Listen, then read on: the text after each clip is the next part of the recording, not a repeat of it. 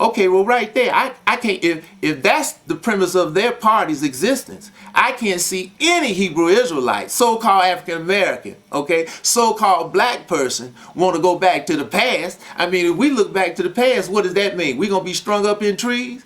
We're going to be pulled behind trucks and cars until we break up, you know, like that boy Bird in Texas? I mean, so I can't see any of us wanting to go back the way America used to be. But again, this is a false premise. Because again, when you look at America truthfully, America was predicated on what? What it produced. You had industry here. Okay? You don't have any industry here now. And this was prophesied in Isaiah 47 verse 15. All of the merchants who have been with this country that built it up from its beginnings, its youth, have wandered everyone to its quarter. Now that is a prophecy that anybody that's got any intelligence and understanding about this country today has witnessed over the last little over 40 years. All right, let's get into the end times, and people think World War III is coming and all that kind of good stuff, but you have a slightly different take on that, because you always told me that within the next even less than 10 years, that there'll be a war in Israel, and the Israelis will be kicked out of their country, killed. This is going to happen before 2016. Now it can happen tomorrow. Okay, literally. I mean, it can happen next week. This is according to your research. According to this book of remembrance, okay, and just to put it forth, because people have called and said, how did we arrive at this date, this time period? Now, when you go in Ezekiel chapter 16, Yah so states how he's going to bring this three-pronged movement back of the children of Israel back to the land of Israel. Okay, and he said, as we said on the very first show we did in July 2006, the movement that's in Dimona, that came out of America and originated here in Chicago, Illinois, at the head of is a brother named Ben-Ami, Israel. They left here in 67. They went to Liberia. In 1970, they came into Dimona, Israel, and that's their place that they basically stay, their base, their main base. This fulfills the first part of Ezekiel 16. They're referred to in Ezekiel 16 as Sodom and her daughters. They came back, set in the land. So that fulfilled that prophecy in 1970. 23 years later, Yah brought back Samaria and her daughters, the core of Samaria and her daughters, in the guise of the so-called Palestinians, the PNC PLO led by Yasser Arafat. They came back to their former state, as it so states in Ezekiel 16, in 1993, which is the West Bank, okay, that sits on the north side of Jerusalem, or the left hand of Jerusalem. The brothers that's in Dimona, okay, so-called Sodom and her daughters, or the core of the tribe of Yehuda, they sit in Dimona, which is on the right side of Jerusalem. Now, Yah says when he brings back the daughter, the sister, should I say, that lies at our right hand, Jerusalem's right hand, and brings back the sister that lies at the left, he will bring Jerusalem back and set Jerusalem in the midst of its sisters to be a comfort unto them. And that's the Jerusalem movement. That's Yah righteousness. When this, okay, and then let me say this. In Isaiah chapter 60, okay, it's talking about Yah's arm, okay, and in the last verse, Yah said he will hasten it in the time of his servant. His servant is that entity, Yah righteousness, that represents Yah of hosts. Yah our righteousness. It was prophesied in Jeremiah chapter 23. That would be the name of his movement.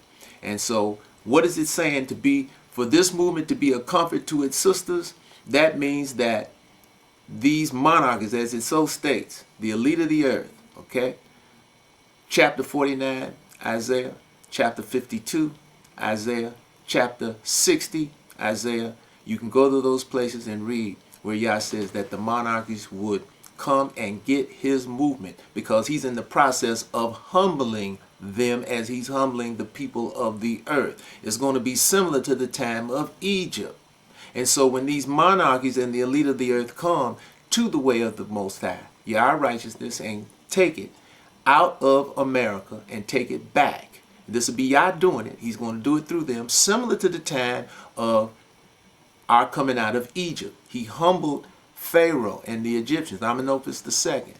And you understand, they gave Moses and the children of Israel whatever they needed Okay, they didn't come out empty. If you go back there in Exodus, you'll see that after the ninth plague, the children of Israel spoiled the Egyptians. They didn't come out empty. Okay, so when we go back, we're going to have, as it says in 49 Isaiah, the kings are going to be our nursing fathers, their queens our nursing mothers.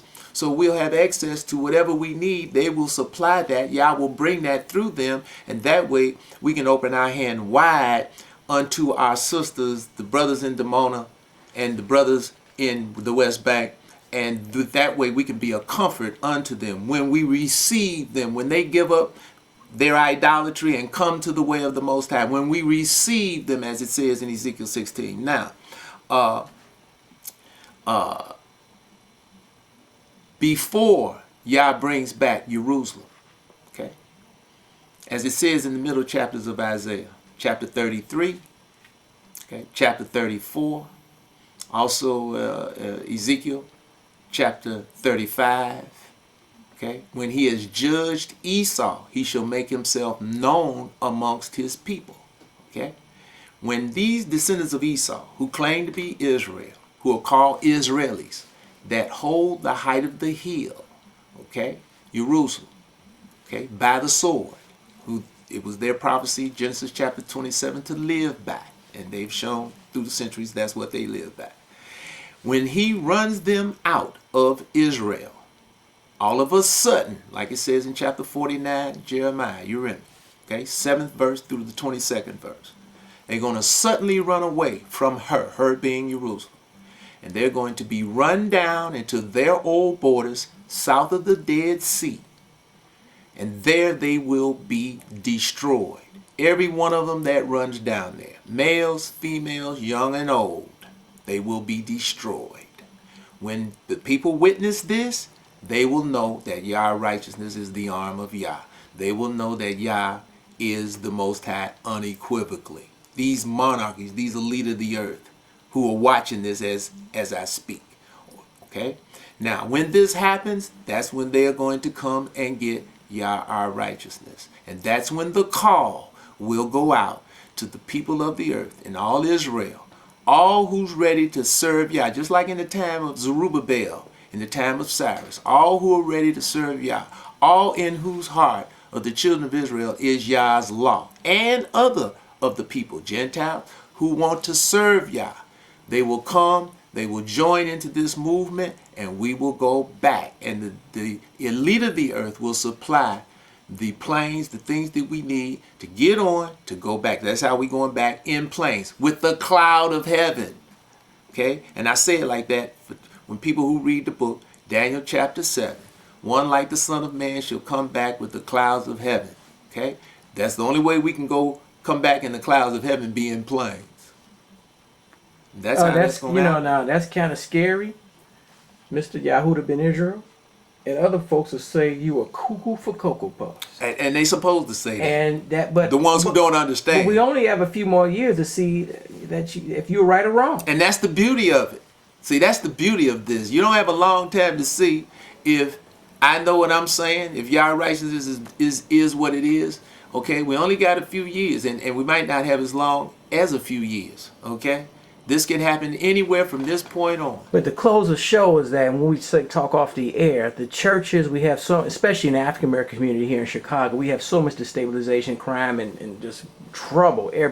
We walk through the valley of the shadow of death every day on the south side of Chicago. And every place else would be. But Chicago, with the ministers don't come out and tackle these problems, mainly because they read the New Testament, evidently, right? If the preachers follow the law, we wouldn't have these issues. There's no doubt, and we would have been out of here before now. But the preachers are preaching idolatry, lies, and deception. That's why they had their face from Yah righteousness, because they do not want to acknowledge that they have not been feeding the people the truth. Okay, because they are the shepherds supposed to be. They're supposed to be feeding the people the truth. The true law, of Yah and about Yah. And they're not doing that. They're feeding them idolatry, lies and deception.